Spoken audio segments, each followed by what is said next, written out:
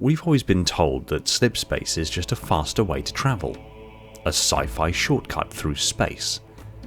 What if I told you that's only the shallowest truth? That Slipspace isn't just a highway, it's a hyperdimensional operating layer of reality, one the Forerunners mastered to control time, reshape space, and bend causality itself. The Forerunners didn't merely build structures in space, they constructed dimensional firewalls, time-locked chambers, and causal vaults, rewriting how time flows and how space behaves. Through their understanding of the dimensional control layer, they held the universe in place. Barely. And what they discovered in the deepest strata of Slipspace, the natal void, the glow, denial of locale, was something far more complex and terrifying. In this episode, we'll unravel these mysteries using the grand unified theory of Halo Cosmology, revealing how the Forerunners' obsession with hyperdimensional mastery was not all about power, but also about fear.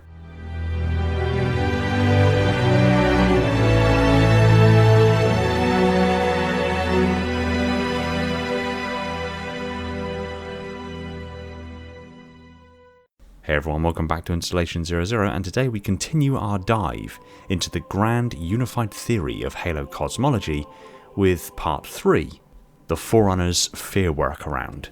To recap, we've already covered Layer 0, the source field, the raw quantum foam and axiomatic potential of the universe, and in the previous video we've covered neural physics, Layer 1, the informational substrate of existence. Today we tackle the dimensional control layer, Layer 2, which is spatial temporal geometry manipulation, and we'll briefly tackle how Layer 3, the physical universe, matter, energy and causality, and Layer 4, synthetic subsystems for computation, AI and digital logic, fold into the dimensional control layer. So by the end of this video we would have dealt with all of the hard science of the grand unified theory of Halo Cosmology, and fully briefed the Cosmological Layer Model. The remaining 3 videos of this series then will be dedicated to fully exploring how the Cosmological Layer Model and the grand unified theory of Halo Cosmology apply to Halo lore at its deepest levels, and how it explains and fixes many of the contradictions and continuity problems within the Halo universe. So with that all said, let's dive into the hyperdimensions of the Halo universe. Dimensional control is the Forerunner domain. They couldn't touch neural physics, but they could bend reality's structure, altering how space and time behaved without rewriting their fundamental rules. This mastery formed the basis of all Forerunner technology, from halo rings to time locks. Continuing on from my previous video about neural physics, which is linked down below and in the card above, I strongly recommend you watch it if you haven't already, it's abundantly clear that the Forerunners did not understand the nature of neural physics. Neural physics were the technology of the precursors. The only items in Forerunner technology that utilized neural physics was the domain, which itself isn't Forerunner but precursor in origin, and the composers, a piece of technology that could convert biological beings into machine essences, predominantly for study. The composers are also heavily suggested at having some sort of function within the process of firing a halo, but aside from this there really are no other examples of Forerunners utilizing neural physics, and even the composers themselves were a mystery to most Forerunners. Neural physics were irrevocably a precursor domain, fundamentally about manipulating the ontological framework of reality, the deep code or axiomatic layer of existence. The Forerunners were rightly terrified of neural physics because their hubris meant that they didn't understand neural physics, saw it as more of a magic than something that is based in physics and science. And due to their proclivity to all-encompassing power, they at least understood how terrifying a species who would use neural physics as a weapon could be. My previous video covers how the Forerunners manipulated the domain into their version of an afterlife, and how the only technology that utilizes neural physics is the composer, and was used almost exclusively for converting biological beings into machine essences. They never truly grasped neural physics. At best, the Forerunners were like children playing with tools they partially understood, which ironically mirrors their arrogance, the very hubris the Precursors condemned them for. Following their defeat of the Precursors and their usurping of the mantle of responsibility, the Forerunners built their empire on the shame of the fact that they killed their creators, and as a culture became obsessed with the idea of cultivating their history to paint themselves as the preeminent benevolent force in the galaxy. The Didact's speech speaks to this hubris. We are Forerunners, guardians of all that exists. The roots of the galaxy have grown deep under our careful tending. Where there is life, the wisdom of our countless generations has saturated the soil. Our strength is a luminous sun towards which all intelligence blossoms, and the impervious shelter beneath which it has prospered. Yet the more we learn about Forerunner history, the more we learn none of that was true. The Forerunners were covering the sins of their past with cultivated lies and manipulations of the truth. And in order to maintain this image and reputation, to preserve the history they had written of themselves, the Forerunners became obsessed with power, control, and time, because ultimately time was the greatest equalizer. Time was their greatest enemy. But again, with the development of their technology, so came their pride, their hubris, eventually believing they had tamed time and could seize control of it at a moment's notice. This is mirrored in some of the first words spoken between the Didact and the Master Chief. Time was your ally, human. But now it has abandoned you. The Forerunners have returned. Clearly suggesting that time was the ally of humanity following the Forerunners' retreat from the galaxy at the firing of the Halos. But now that he had awoken from his cryptum, the Forerunners had returned, and they had once again seized control and mastery of time. But here the pride of the Didact is juxtaposed by despondent Pyre, the monitor of Zeta Halo, speaking to the Grand Edict, lamenting on the shame of having to have fired the Halo array, and likely more so as a position of modesty than of pride, but also the concern that the Endless had survived that great cleansing, and then could ultimately rewrite the history that the Forerunners wanted told. Time is not a construct we can control. And we cannot allow it to be theirs. This again demonstrates the Forerunners' obsession with controlling the narrative, with time. So circling back to their earlier history, quite naturally the Forerunners leaned into their strengths. They possessed extraordinary control of higher dimensional spatial and temporal manipulation via their mastery of Slipspace, which is not just an alternate physical space but an entirely different geometric manifold containing extra degrees of freedom. Slipspace in Halo is consistently described as having multiple layers or strata, variable time dilation rates, topologies where causality is elastic, or even fragmentary. Forerunners likely learned how to use Slipspace as a proxy to manipulate time by shifting reference frames into higher dimensional geometry. But before we get too ahead of ourselves, let's tackle the physics of this. We experience 3 spatial dimensions and 1 temporal dimension. Those 3 spatial dimensions and 1 temporal dimension are inevitably nested within the dimensional plane of the universe, with what we call Slipspace being a space between spaces. But within the framework of our cosmological layer model, the physical universe, matter, energy, and causality arise out of the dimensional control layer, where spatial and temporal geometry manifest. In this regard, the 3 dimensions of our physical universe and 1 dimension of time are an aspect of the multi-hyperdimensional reality of the universe, with Slipspace being just one such hyperdimension.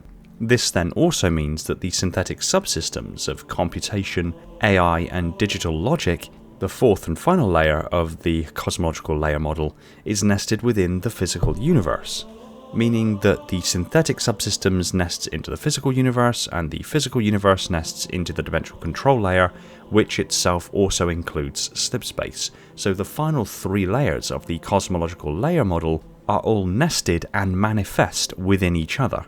But all 3 of those layers exist on the rules and framework as established in the informational substrate of existence, neural physics, which itself is powered by the source field, the raw quantum foam and axiomatic potential of existence. We intrinsically understand a 3-dimensional world moving linearly through time, but the physics of our universe, and the physics of the neural physics layer of the cosmological layer model, allow for more than just 3 spatial dimensions and 1 time dimension. And within the Halo universe, these additional dimensions, these higher dimensions, are colloquially referred to as Slipspace. But that name doesn't really give justice to the true reality of Slipspace. 4-dimensional space doesn't make sense to our sensibilities. We just don't have the faculties to visualize a hypercube, a simple 4-dimensional shape, an 8-sided cube all with 90-degree angles where each side of the 8-sided cube is a 3-dimensional cube. It just doesn't make sense, but in 4 dimensions, it makes perfect sense. Slipspace, instead of being considered as being the hyperdimension, could or perhaps should be considered as a name for a gateway to the higher dimensions, while Slipspace itself could perhaps be a 4-dimensional universe with 1 dimension of time. Within the Foreigner's classification of Slipspace, there are other realms within Slipspace that could be higher dimensions again, but ultimately it still follows the same pattern as extra dimensions in our conventional physics, being that the universe might have more than just the 3 spatial dimensions we perceive and the single dimension of time, potentially curled up or hidden at very small scales, and that even time itself is a dimension that may flow in different directions depending on the higher dimension you travel to. Time in general relativity is treated as a dimension mathematically, but physically it is experienced as a unidirectional arrow due to entropy. Higher dimensional systems, such as Slipspace layers, may contain additional degrees of freedom where time's directionality can be bent, paused, or accelerated. The Foreigners don't directly control time in our dimension, but rather they shift objects partially out of conventional space-time into higher order dimensional layers where time flows differently relative to baseline reality. Examples of using Slipspace to adversely affect the progression of time are shield worlds. There's a global time dilation using stable pocket Slipspace geometries on the shield world of Onyx.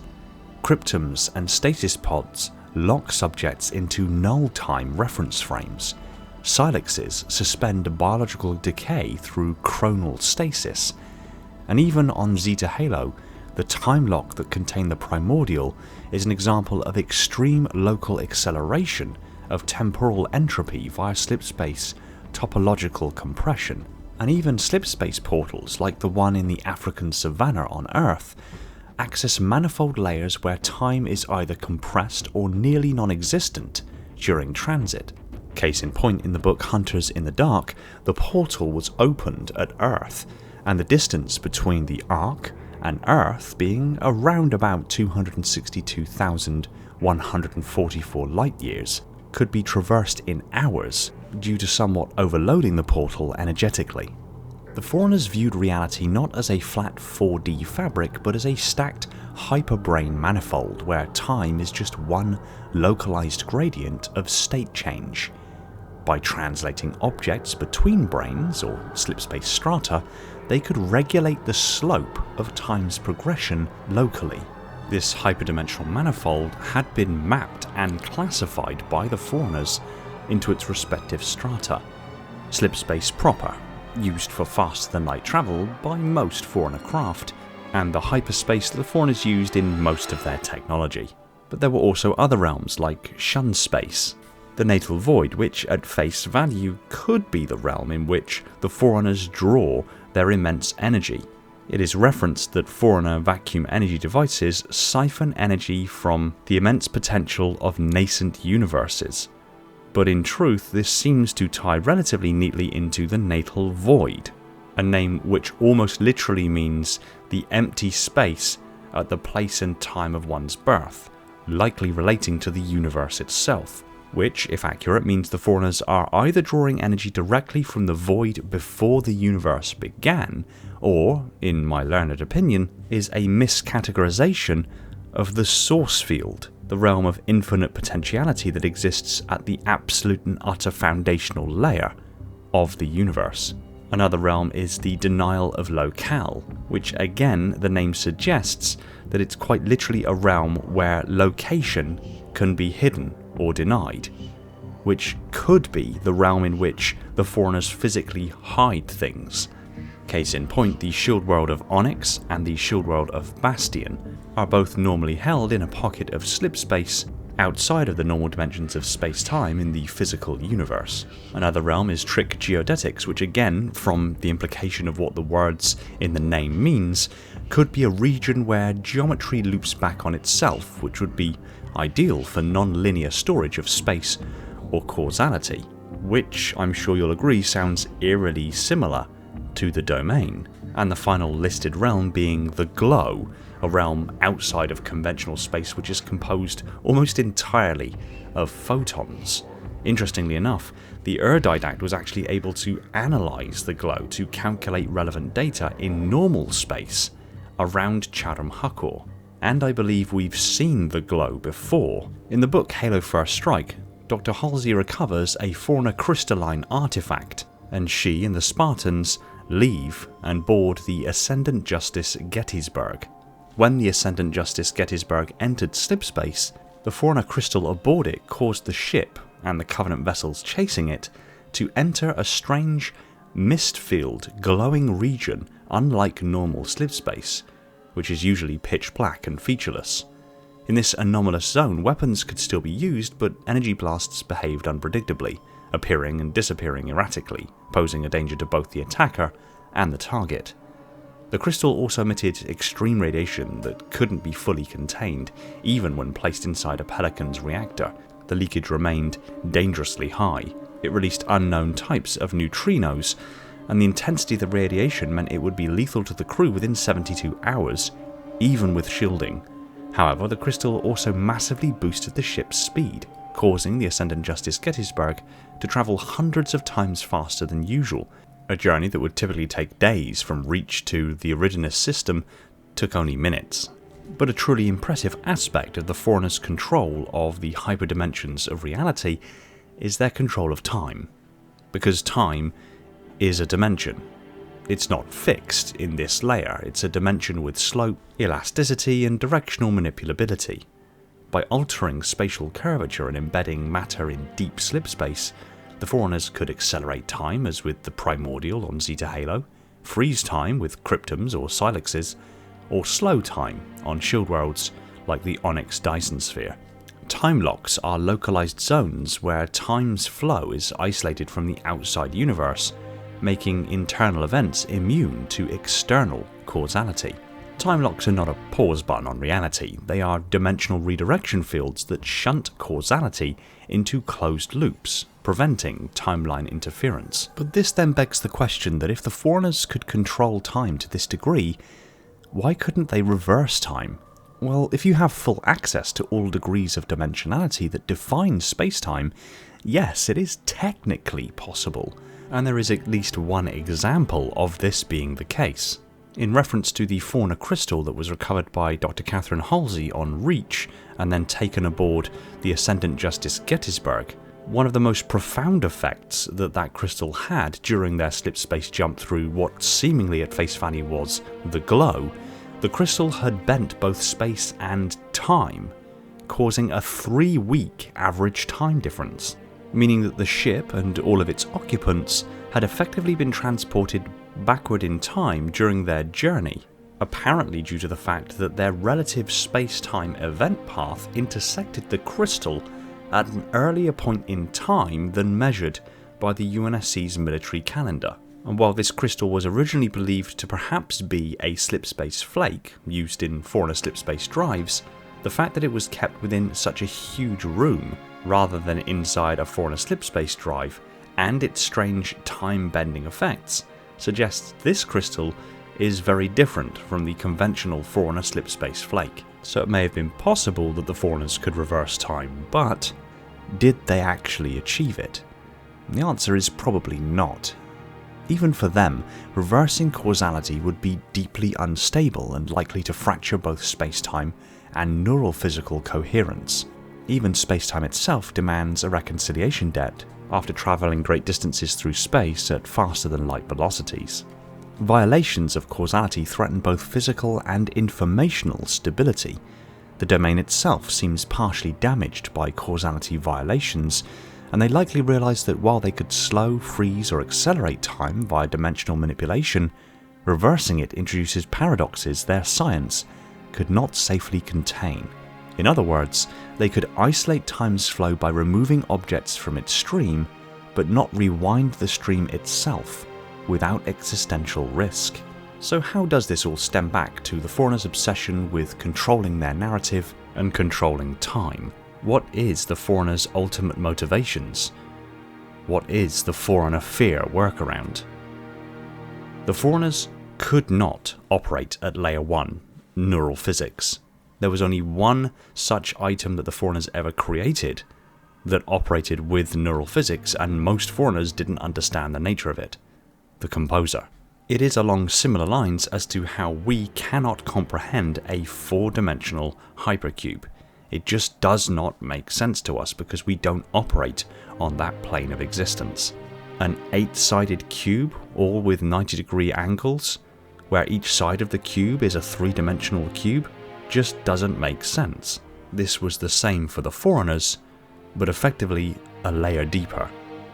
They fully understood the dimensions of reality, but did not understand neural physics. So rather than pursue a technology they were hopeless to ever understand, they took what they knew and dialed it up to 11, expanding it out to the nth degree.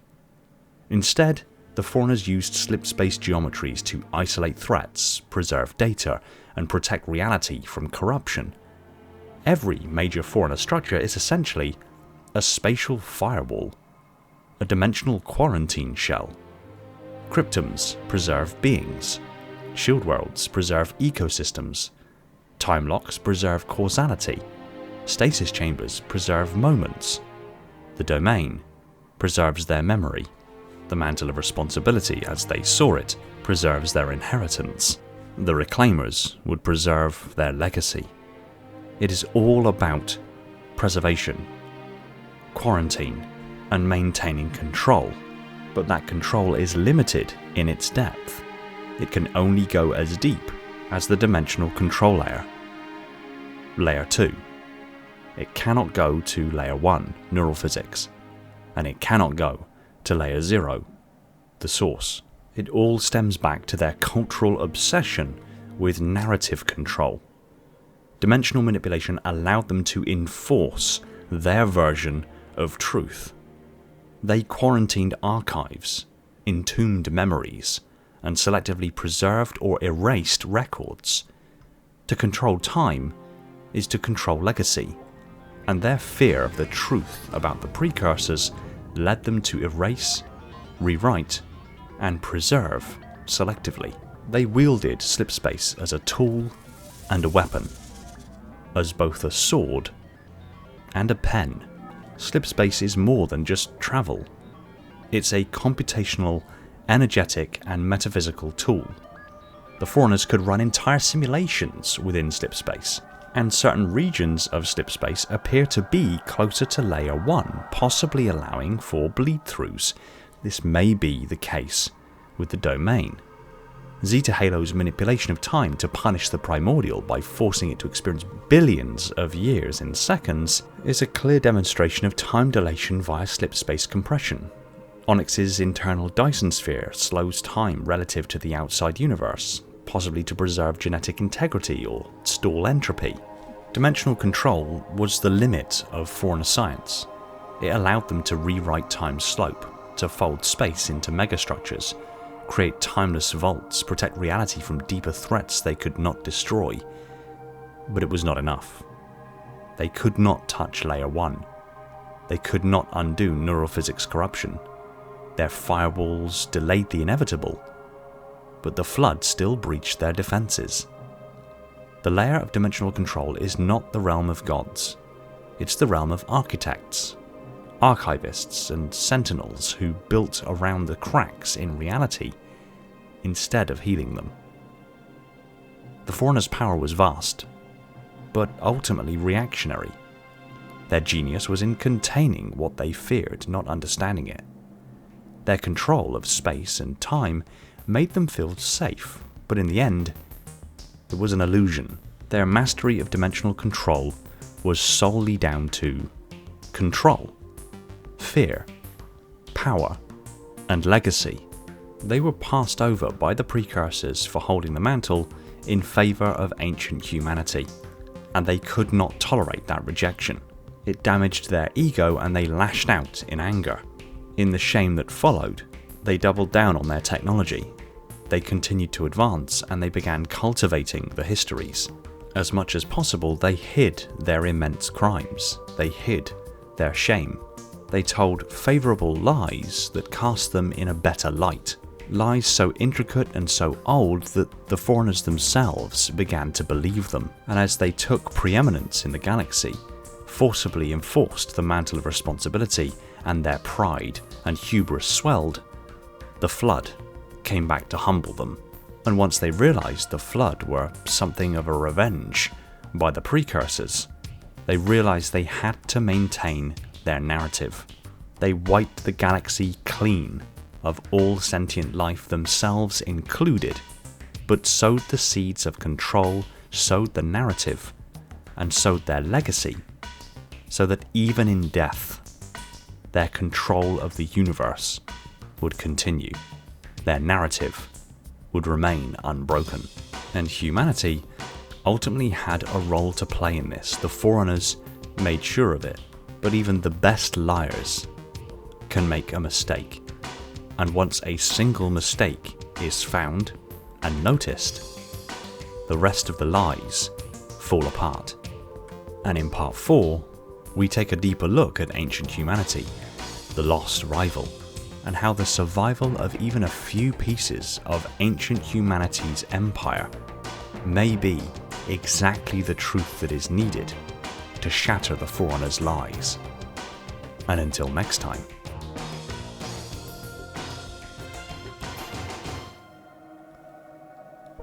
Thanks for watching. If you enjoyed this video, kindly tap that like button, and if you're not already subscribed and want to see more stuff like this, be sure to subscribe so you don't miss future uploads. Pop a comment down below telling me what you thought of today's video, or if you want me to cover something specific in the near future.